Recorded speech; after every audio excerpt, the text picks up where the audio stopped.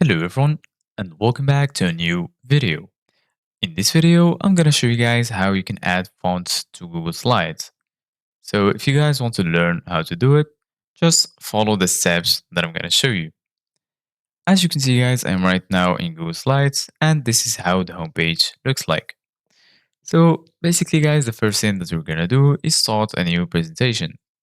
You can click on this plus icon if you want to add a blank presentation, or you can choose from this templates list or any template that you like to use.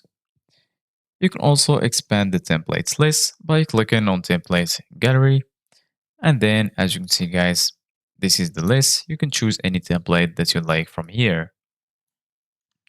So for example, I'm gonna start a blank presentation, and this is how the presentation looks like.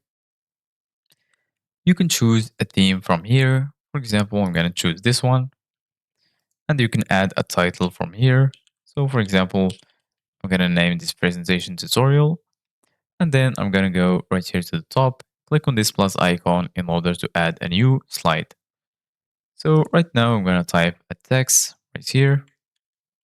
So for example, I'm gonna add this text, and then I will show you guys how you can change the font or add a new font.